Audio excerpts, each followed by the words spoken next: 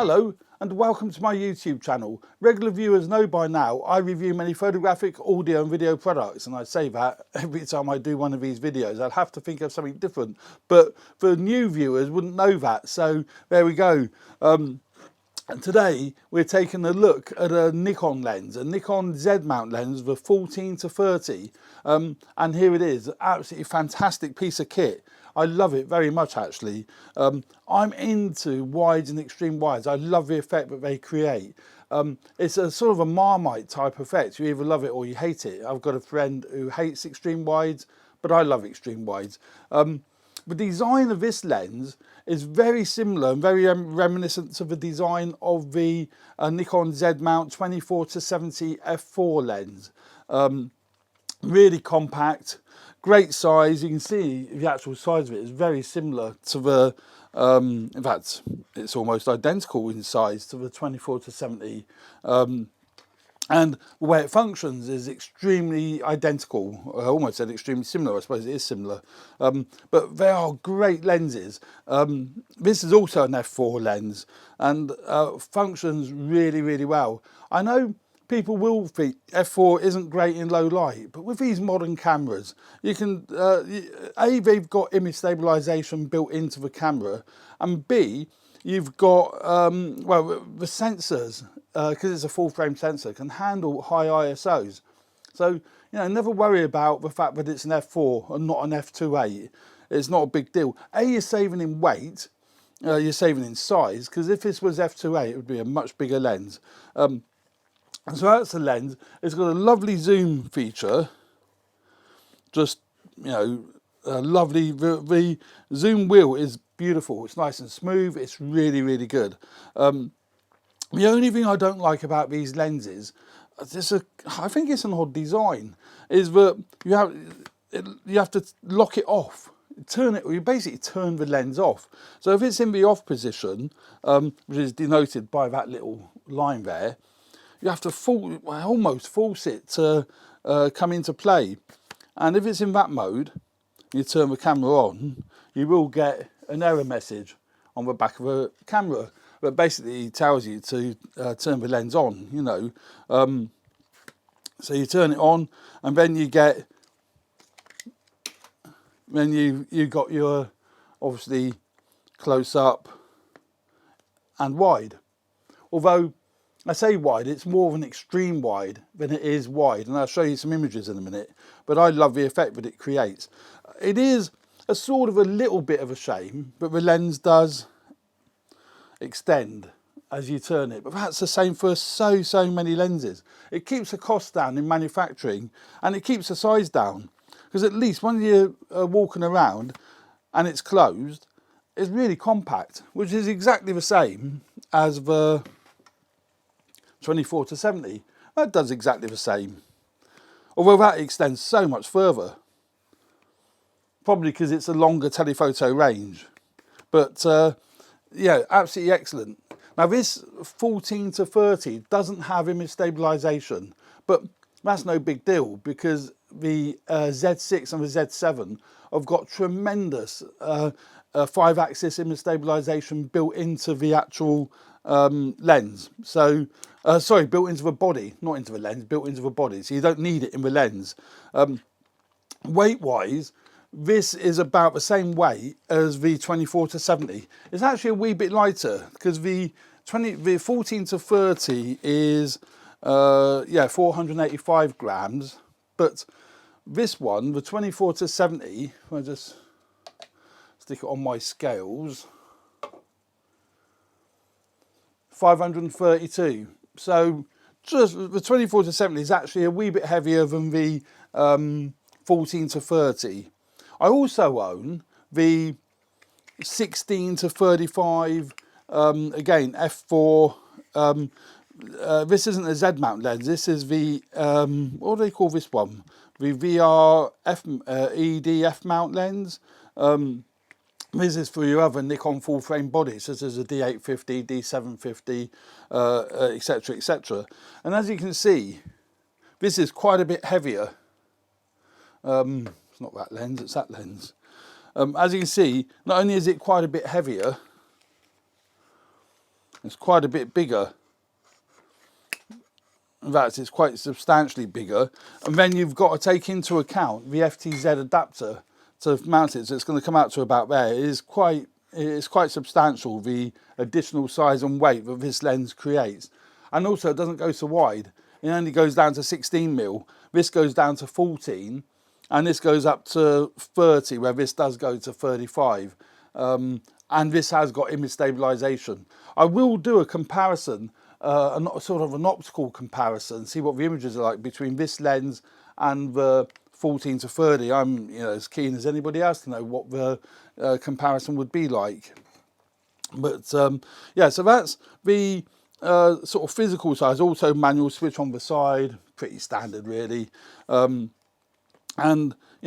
really, really nicely made. It is again, the only thing I don't like is this turning on, turning off feature. But really nicely made lens. Now, as far as image quality, if you bought this lens for your Z mount camera, I can promise you, you will not be disappointed with its image quality. It is absolutely phenomenal. Now, we need to look at, you do need to look at, the effect that an extreme wide has. Now look at these verticals. They do, do go right in. I personally love that effect. Now you can correct that in Lightroom to some extent, but you lose half a picture, But the sharpness and the details, the colours are just outstanding. Absolutely outstanding. See, as you zoom in a bit tighter, it's not so noticeable. Now that was shot at 14mm. That was shot at 14mm. That's 30mm, you see. So it doesn't exhibit the the moving in of the verticals. So it is only really at the extreme wide that you'll get that effect. Again, 14mm. See, that's 30mm. Let's go full frame on that. Absolutely super. And as I say, the clarity is fantastic. That's still loading. That is lovely and sharp. We've just been through some of these. Again, I expect that's 30mm. Oh, that's 14mm.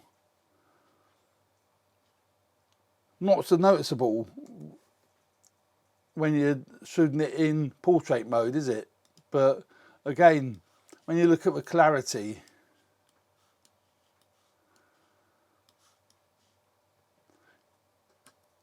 it is absolutely superb. Let's go, let's spin forward a bit.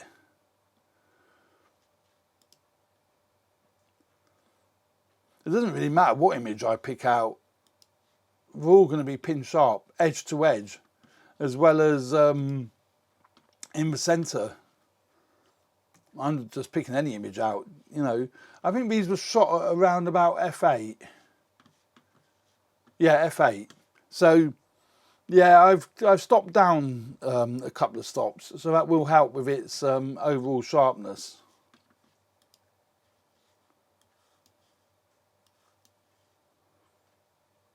Yeah, you can see the clarity of the image is phenomenal. Let me move that around. I've got another little camera that I'm playing with. There we go. Look at that. That's a little Zoom H2N. And it's fascinating. It's an audio recorder, but it's got a built-in camera, HD camera. They do a 4K version as well, and I really like just playing with it just to see if it's any good. But anyway, I digress. But just everything, you look at all the, right across the board, corner to corner, centre, outstanding. Absolutely outstanding. That's shot at 14mm. See, the effect of the verticals converging isn't anywhere near noticeable on that image. So it does depend on on what you're photographing as to whether the convergence will notice. You can see there it doesn't notice. see, the wide angle creates a great effect when you're right in close, doesn't it? Again, what's that? That's 14mm. And what's that? That's 14mm. You see, I seem to shoot with a wide angle lens. I seem to shoot at its widest most of the time. It's just how I like to do it, you know.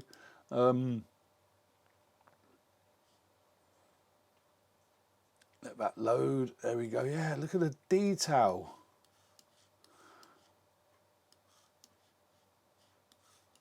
Absolutely, detail is phenomenal. So there we go. I could keep on going, but I think you get the point. You know, I really do think you see what I'm getting at. It's a great lens, and it's a great combination with the Z6 and the Z7, and presumably future Z cameras that come out. And this lens will handle resolution of the Z7. I mean, I know that. I haven't got a Z7 to prove it, but I see absolutely no reason why the resolution that this lens produces on the Z6 wouldn't be the same as it does on the Z7. It would just, you know, it'd be suitable for the Z7 perfectly. So there we go. That's my thoughts on the the other thing that I didn't mention about it. It hasn't got that bulbous front end. You know, most wide-angle lenses have a bulbous end. You can't put a filter on. Well, you can screw a standard 82mm filter on here. I think I've got a UV filter screwed in, you know, so there we go. I've already fitted a UV filter, and that's just to protect the lens from any damage. I normally take the filters off when I'm taking photographs, but if I'm storing it, I keep the filter on. Just helps protect it. It's probably don't make naff all difference really. Probably wasted me money on it, but there you go. But yeah, so there we go. That's the Nikon 14-30. I will do a comparison between the 16-35 and the 14-30. Move that back a bit. He's a great little gadget, he is. So yeah, I will do a comparison between the 16-35 and the 14-30. So there we go. I hope you found this review useful. I enjoy making these videos, I really do. So it would help me a lot if you subscribe if you haven't already done so. And also hit the like button if you found the content of this video useful. I will be doing more of the Nikon range, Z cameras and the lenses. I want to try and get hold of more of the older lenses. This isn't an old lens, this 16-35, but of the full frame lenses fitted with the FTZ adapter. I just want to do more comparisons just to see how good they are. So there we go. Thanks very much for watching. I hope you found this useful. Now, I do have an offer on with a program called Luminar 3. Here you can see what I'm using Lightroom, but Luminar 3 is great. It's a lot cheaper than Lightroom if you look at it over a period of time. And I've got an offer at the moment of $10 off. And it's a really good offer because it's a great program. The program isn't expensive anyway. So another $10 off and you're laughing. It's basically a Lightroom alternative. It's got your library, just as you saw in Lightroom. So you've got your library, you've got your edit module, just as the same in Lightroom. You can adjust your highlights, your curves and everything you can conceivably think of. And the keyboard shortcuts are very similar, well, pretty much identical. So yeah, take a look at go into that. Yeah. Take a look at Luminar 3. It's a fast, snappy bit of software, and if you don't like the Lightroom Photoshop model where you have to subscribe, this you don't have to. Buy it and you own it, you know. And I really enjoy using it. I sort of switch between the two. And yeah, great bit of software, $10 off if you use the coupon code AVP when you go to buy it. But you can just download the trial version and play with it. So there we go, have a play with it, it's fantastic. So thanks very much for watching once again. Enjoy the channel and subscribe if you haven't already done so. Thanks very much, bye for now.